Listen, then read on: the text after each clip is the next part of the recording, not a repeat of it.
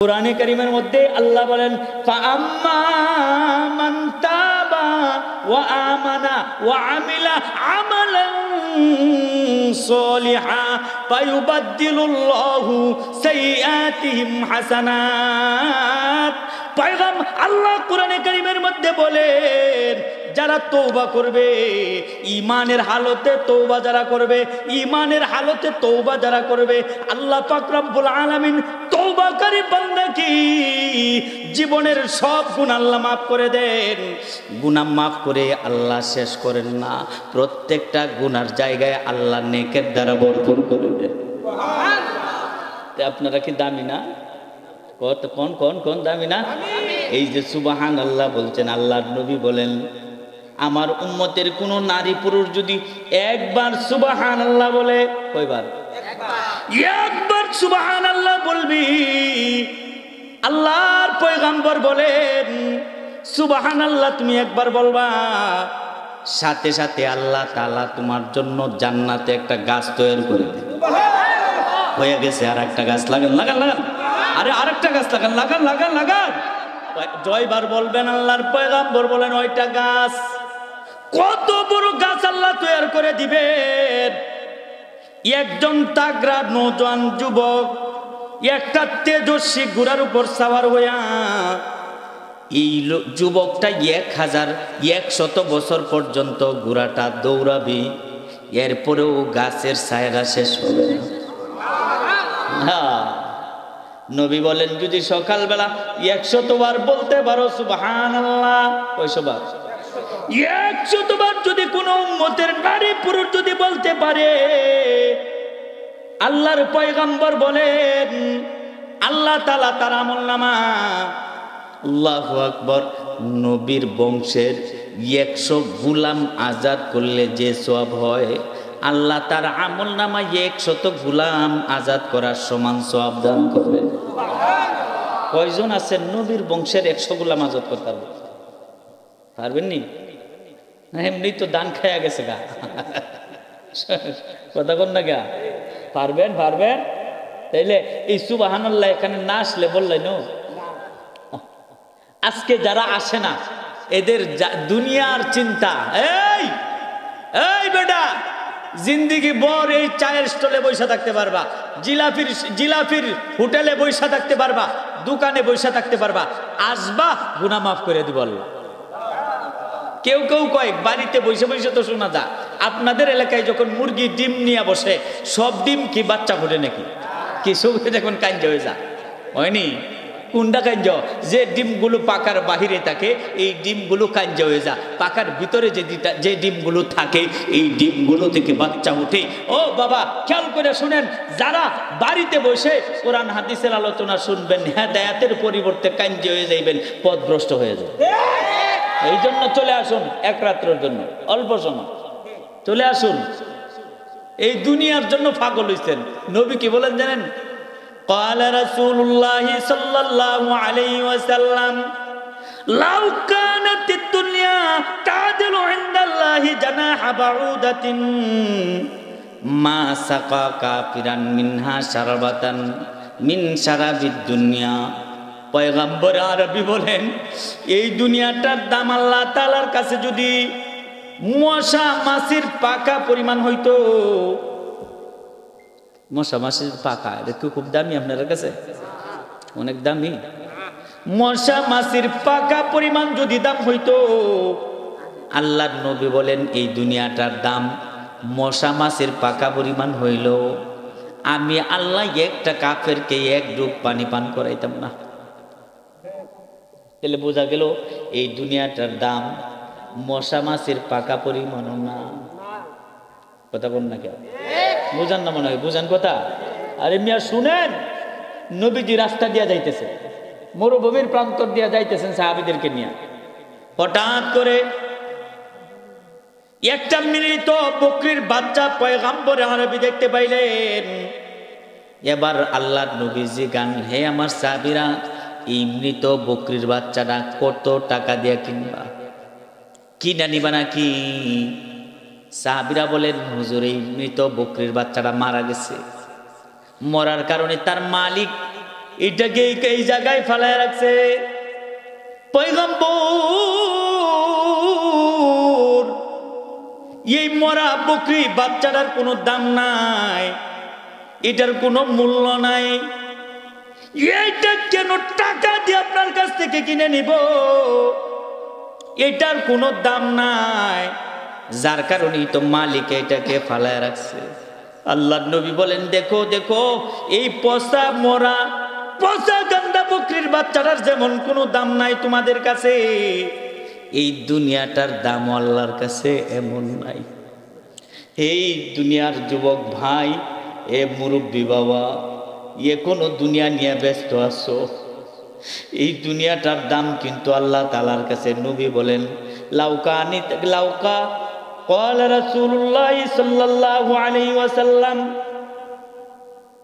والله পয়গম্বর আরবি বলেন শুনো, এই দুনিয়াটা 7 আসমান 7 জমিন বিক্রি করলেও জান্নাতে একটা চাবুক রাখার জায়গা কতটুক, এতটুক লম্বা একটা চাবুক, আবার এতটুক মোটা কে আঙ্গুলের মতো। হ্যাঁ, এই চাবুক রাখলে কতটুক জায়গা লাগে? নবী বলেন 7 আসমান 7 জমিন বিক্রি করে দিবা, জান্নাতের একটা চাবুক রাখার জায়গার মূল্য হবে না। এই জান্নাতের কথা যদি বুঝতা রে বাবা, তাহলে কোন মাহফিলে চলে আসতা। এই জাহান্নামের ভয় যদি তোমার ভিতরে থাকতো, বন্ধুরি যদি জাহান্নামী হয়ে যাও, শুনো কত ভয়াবহ অবস্থা জাহান্নামের। আল্লাহর নবী বলেন আকফিরু যিকরান নার ফাইন্না হাররাহা শাদীদ ওয়া কারাহা বাঈদ ওয়া মাকামিআহা হাদীদ। পয়গম্বর আরবি বলেন তোমরা জাহান্নামের আলোচনা বেশি বেশি করো। কই জাহান্নামটা কত গভীর, জাহান্নামের কিনারা থেকে একটা পাথর। নবী সাহাবায়ে কেরামগণকে নিয়ে নামাজ পড়তেছিলেন, হঠাৎ করে ধুম করে একটা শব্দ পাইলেন। আল্লাহর নবী নামাজ থেকে ফারেক হয়ে সাহাবীদেরকে বললেন, সাহাবীরারি একটু আগে নামাজের মধ্যে তোমরা একটা শব্দ পাইছো নাকি?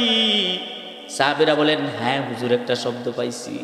আল্লাহর নবী বলেন আজ থেকে 70 বছর আগে জাহান্নামের কিনারা থেকে একটা পাথর ছুটে গেছিল, এই পাথরটা মাত্র যায় জাহান্নামের তলদেশে পড়ছে, এইটা শব্দটা তোমরা পাইছো।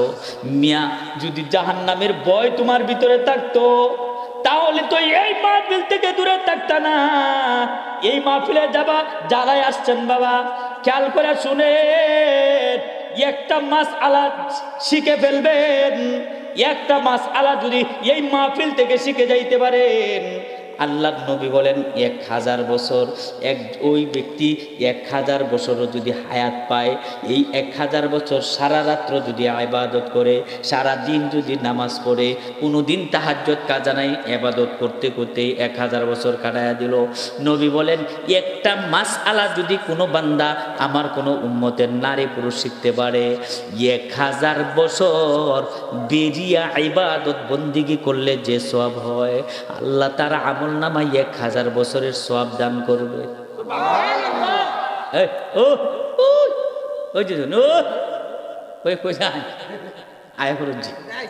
এই যে দেখুন যে আমি আর মনে করুন আধা ঘন্টা 30-35 মিনিট বয়ান করবো, 30-35 মিনিটের ভিতরে কোনো যুবক উঠতে করলে দিককে রাখবেন, দেখবেন যে উঠতে করছে মানে হইল সে 30-35 মিনিট ফেসা পটকায় রাখতে পারে না। আর যে যুবক 30-35 মিনিট ফেসা পটকায় রাখতে পারে না, এর কাছে মেয়ে বিয়ে দিলে মেয়ে কিন্তু ঘুরে আইব। যুবক উঠতে করলে দেখা যায় যেন বিয়ে হইতাম, যুবকরা উঠতো না, আর মুরব্বীরা কিন্তু কেউ উঠবেন না। উঠবা উঠবো না, এই তোমরা উঠবা, কেউ উঠবেন না। জাহান্নামের ভয় যদি থাকতো বাবা, পয়গম্বর আরবি বলেন শুনো, এই জাহান্নামটা এত ভয়াবহ, দুনিয়ার আগুনের থেকে 69 গুণ শক্তিশালী। কত? আরো জোরে কোন, জোরে কোন। 69 গুণ শক্তিশালী আগুন জাহান্নামের আগুন। এ বন্ধু, আল্লাহ কুরআনে কারীমের মধ্যে বলেন, ওয়াইলুল লিকুল্লি হুমাযাতিল লুমাযা আল্লাযী জামআ মালান ওয়া আদ্দাদা ইয়াহসাবু আন্না মালাহু আখলাদা কাল্লা লা ইউনবাদান্না ফিল হুতামা ওয়া মা আদরাকা মাল হুতামা নারুল্লাহিল মুকাদা আল্লাতী তাত্তালিউ আলাল আফইদা। এই মেয়াদ দুনিয়ার আগুন যদি শরীরে লাগা যায়, মানুষের চামড়াটা ফুরিয়া যায়, শ্বাসনালী ফুরিয়া যায়, সাথে সাথে মানুষটা মারা যায়। এই দুনিয়ার আগুনের থেকে 69 গুণ শক্তিশালী আগুন। এই আগুনটা প্রথমেই আঘাত করবে কলিজায়। এই আগুনটা দিয়া শরীরটা পুড়বে, দৈনিক 70,000 বার পুড়বে, আবার নতুন চামড়া লাগাবে, আবার 70, আবার পুড়বে, আবার নতুন চামড়া লাগাবে। এইভাবে বাবা 70,000 বার একদিনের ভিতরে পুড়বে, আবার নতুন চামড়া লাগাবে। বন্ধুরে, জাহান্নামে যদি হয়ে যাও, জাহান্নামীদের পয়গাম্বর আরবি বলেন, মিসলুল ওহদে দিরসুল কাফরি ইয়াউমাল কিয়ামাতে মিসলু ওহদিন। জাহান্নামীদের একটা দাঁত হবে উহুদ পাহাড়ের মতো বড়। কি পাহাড়ের মতো? গত মাসের 16 তারিখে উমরা হজ করে আইছি, দেখে আইছি উহুদ পাহাড়টা কত বড়। এক একটা দাঁত হবে উহুদ পাহাড়ের মতো বড়। খেয়াল করে শুনো শুনো শুনো, শরীরের একটু এই যে চামড়াটা দেখা যায়, এই চামড়াটা হবে 42 গজ মোটা। কত মোটা? চিন্তা করছেন? এই যে পিছাটা বাবা, আমরা বসি ছোট্ট একটা চেয়ারের মধ্যেই বৈশা, হয়ে গেছে যথেষ্ট। 300 মাইল দূরত্ব পরিমাণ এত বড় পিছাটা বানায় দিবে। এই যে উরাতটা ছোট মোটো, এই এক একটা উরাত এই বাইজা নামক একটা পাহাড় আছে মক্কা, বাইজা পাহাড়ের মতো এরকম এক একটা উরাত বড় হবে। জাহান্নামীদেরকে যাকুম নামে ফল দেওয়া হবে, ফামালিউনা মিনহাল বুতুন। এই যাকুম নামে ফলটা ক্ষুধার যন্ত্রণায় পেটের নাড়ি বুড়ি এরকম ভাবে এমন ভাবে দাফরানি শুরু করবে, ক্ষুধার তাড়নায় আল্লাহর কাছে বলবে, আল্লাহ জাহান্নামের আগুন দিয়া জ্বালায় দাও, এরপরে ক্ষুধা নিবারণ করো। এই ক্ষুধা সহ্য হইতেছে না, জাহান্নামীরা বলবে, আল্লাহ ফেরেশতাদেরকে বলবেন, যা যাকুম নামে কাঁটাযুক্ত ফল দিয়া দে। বুঝেন কথা? যাকুম নামে কাঁটাযুক্ত ফল। এই কাঁটাটা বাবা আমরার দেশে আগে সিংড়া হইতো, সিংড়া, হ্যাঁ, এটা যেমন এর চাইতে আরো ভয়াবহ।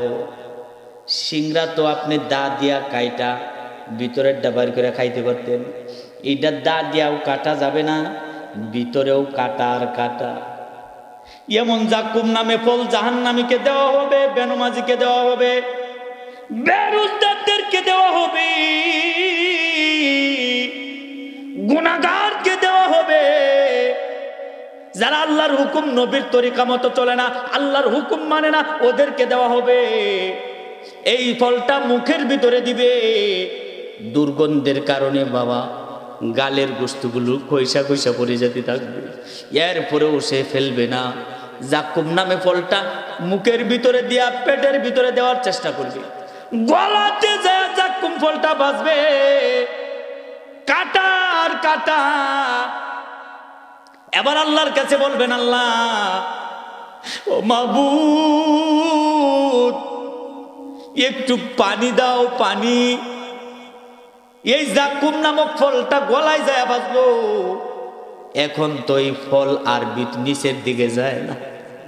আল্লাহ গলাটা ছিঁড়া যাইতেছে, দেখবেন মাছের কাটা একটু বাজা যায়, কত কিছু করে।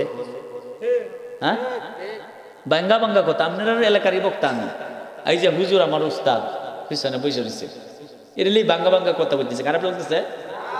শুনবেন, আজকে কিছু আমলি কথা কয়ে যায়।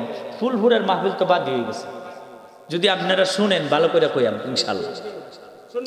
জাকুম নামে ফলটা যখন বাইজা যাবে, আল্লাহর কাছে বলবে, আল্লাহ একটু পানি আমাকে দাও।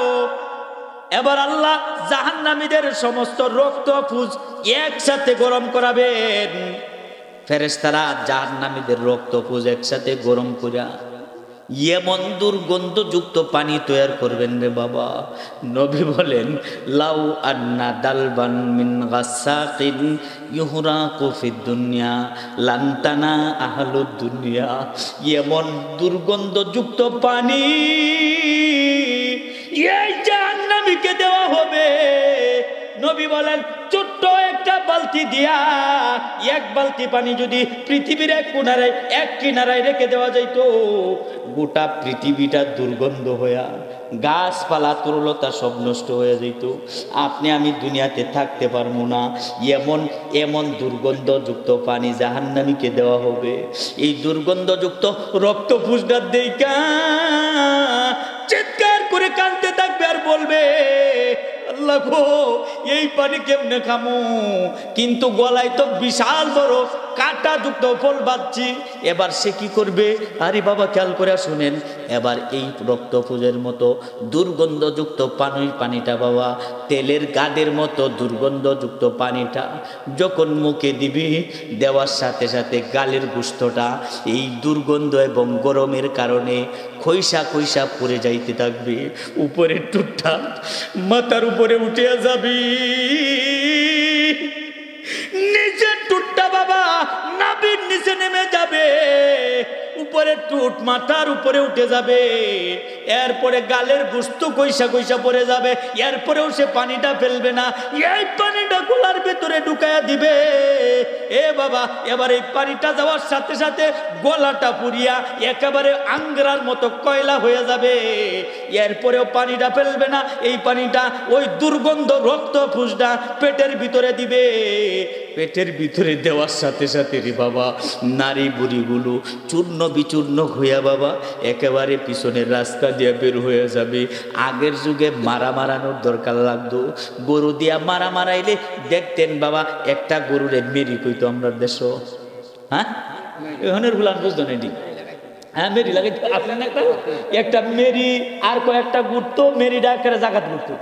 ইয়া বন্ধু শুনো শুনো, এইভাবে জাহান্নামীদের নারী বুড়ি পিছনের সাপগুলো আগুনের মতো চক্ষু, লোহার মতো নখ, এই সাপ মানুষের মতো কথা বলবে। আর এই সাপটা বলবে, নাফরমান, কেন ফজরের নামাজ নষ্ট করছিলে? কেন জোহরের নামাজ নষ্ট করছিলে? কেন মাগরিবের নামাজ নষ্ট করছিলে? এক সাপ এইভাবে কপালে ধ্বংস করবে, 70 হাত মাটির নিচে চলে যাবে, আবার খামসায়া খামসায়া উঠাবে, আবার ধ্বংস করবে আর একটা সাপ, আবার 70 হাত মাটির নিচে চলে যাবে।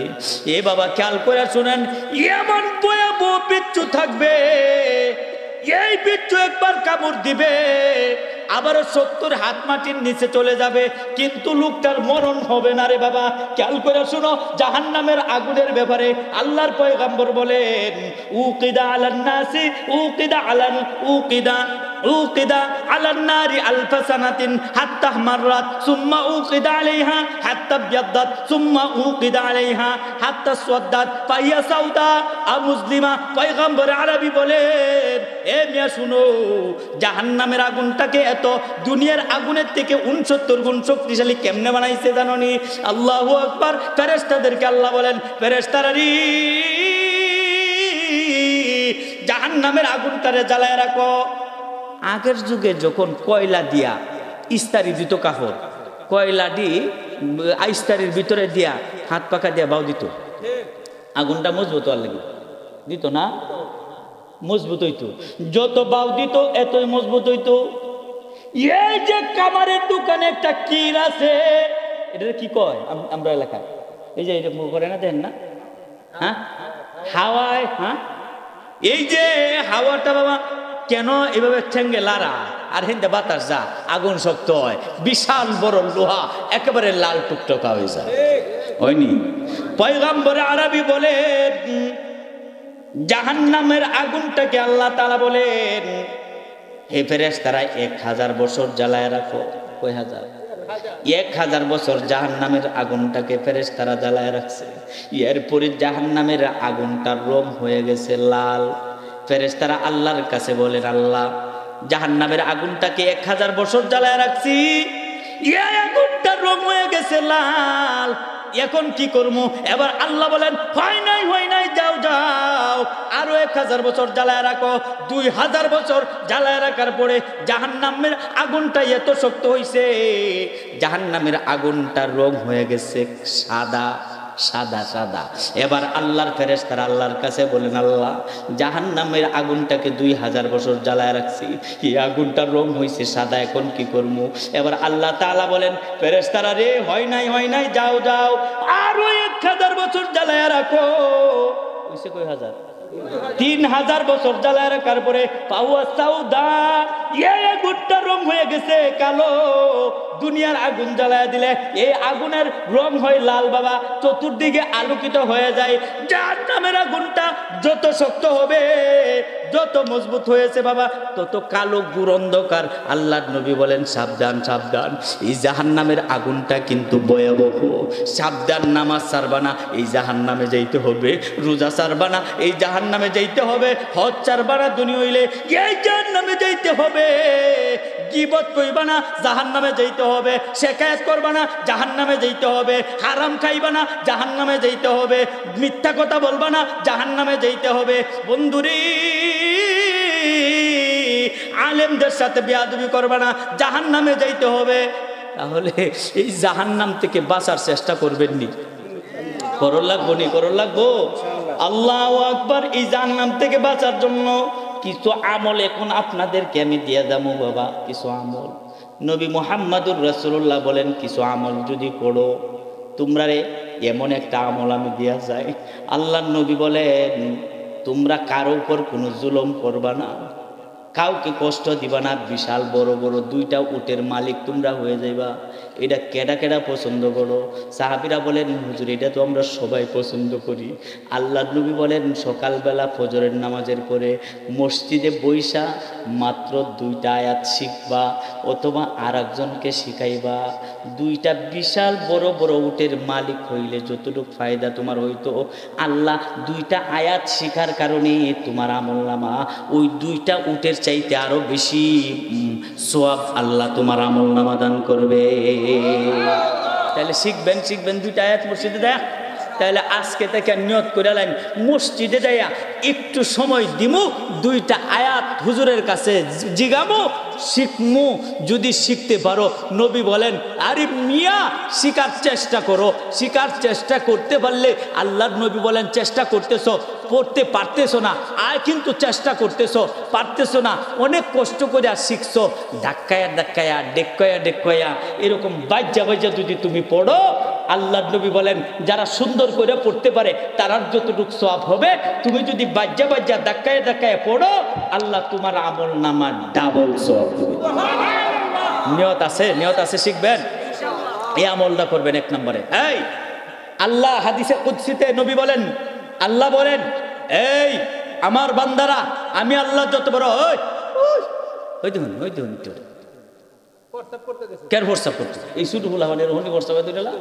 খেয়াল করে শুনেন, আল্লাহর নবী বলেন, যারা আমি আল্লাহ যত বড়, আমার কোরআন তত বড়। এই যারা কোরআন তেলাওয়াত করতে পারো না, আমার আসমানের নিচে, আমার জমিনের উপর থেকে চলে যাও। তোমার জায়গা আমার আসমানের নিচে হবে না, জমিনের উপরে হবে না। আমার চন্দ্র সূর্যের আলো তোমরা গ্রহণ করতে পারবে না, এই বাতাস তোমরা গ্রহণ করতে পারবে না। যাইবেন কোথায়? জায়গা আছে? তাহলে যদি আল্লাহর জমিনে থাকতে চান, আল্লাহর আসমানের নিচে থাকতে চান, অবশ্যই কোরআন শিখতে হবে।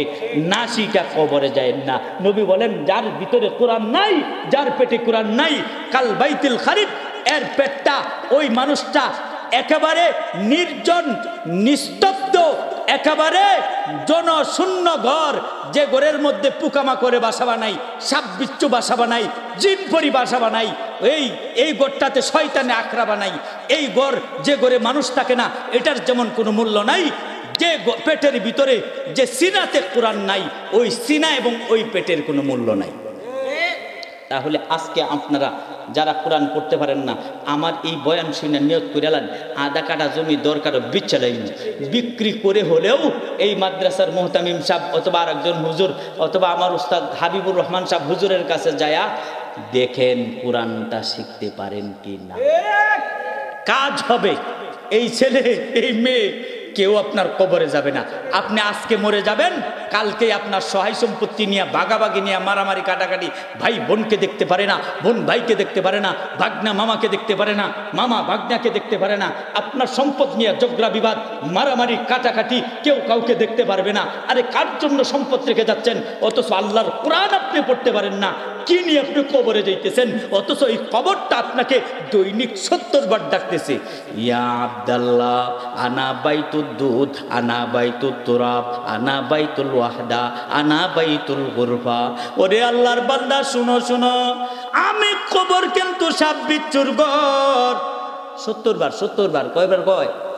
70 বার ডাক দিয়া বলেন, আমি কবর কিন্তু সাপ বিচ্ছুর ঘর, পোকামাকড়ের ঘর, অন্ধকার ঘর, একা একের ঘর। এই ঘরে কোনো সাথী থাকবে না, এই ঘরে কোনো বাতি থাকবে না, বিছানা থাকবে না। এই জন্য তোমরা কবরে আসতে হইলে সাথী বাতি বিছানা নিয়ে যাই।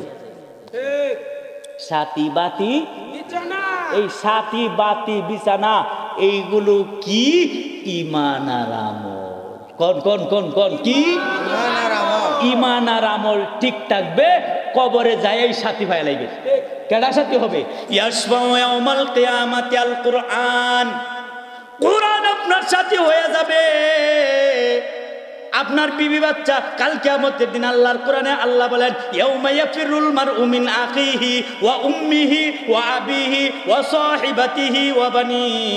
কাল কিয়ামতের দিন আল্লাহ পাক রব্বুল আলামিন বলেন, মা সন্তানের কাছে যায় বলবে, মা মারি। সন্তান মার কাছে যায় বলবে, মা রে আমি তোমার আদরের সন্তান, একটা আমলের কারণে আজকে আমি জাহান্নামী হয়ে যেতেছি, মা তুমি আমাকে একটা আমল দেয়া দাও। সেই দিন মা বলবে, দুনিয়াতে আমার বিয়েই হয় নাই, সন্তান কেমনে হবে? দূর হ, তোকে আমি চিনি না, ভাই ভাইকে চিনবে না, বন্ধু বন্ধুকে চিনবে না, স্বামী স্ত্রীকে চিনবে না, স্ত্রী স্বামীকে চিনবে না, সন্তান মাকে চিনবে না, মা সন্তানকে চিনবে না। এই দিন কে কাকে চিনবে? এই দিন আপনার সাথী হয়ে যাবে কোরআন, আপনার সাথী হয়ে যাবে নামাজ, আপনার সাথী হয়ে যাবে মাদ্রাসা, আপনার সাথী হয়ে যাবে মসজিদ, আপনার সাথী হয়ে যাবে কোরআন তেলাওয়াত, আপনার সাথী হয়ে যাইবে এই যে একটু আগে জিকির করছেন, আপনার সাথী হবে এই মাটিতে বৈশা যেতে আপনারা ওয়াজ মাহফিল শুনতেছেন। এইটা খারাপ লাগতেছে? আল্লাহ এই জন্য একটু করেন, কিছু আমল দিয়ে যাইবা, দেন করবেন ইনশাল্লাহ। এই যুবকরা করবা করবা।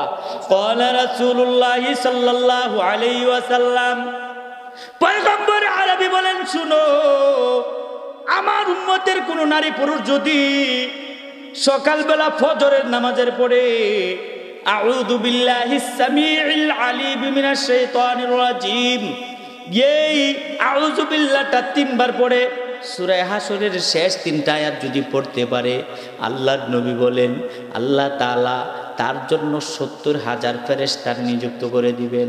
এই 70,000 ফেরেশতা সারাদিন আল্লাহ তাআলার দরবারে এই বান্দা বান্দির জন্য আল্লাহর কাছে ক্ষমা প্রার্থনা করবেন।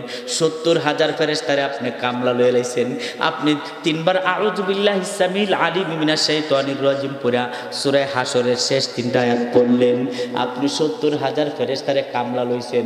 কেমন যেন কামলা লইছেন? এই 70,000 ফেরেশতা সারাদিন আপনার জন্য ক্ষমা প্রার্থনা করবেন। বন্ধু খেয়াল করে শোনো, এই দিন যদি তুমি মারা যাও, এ বন্ধু শুনো শুনো, এই দিন মারা গেলে আল্লাহ তাআলা তোমাকে শহীদের মর্যাদা দিয়া তোমার জীবনের সব গুনাহ খাতা মাফ করে দিয়া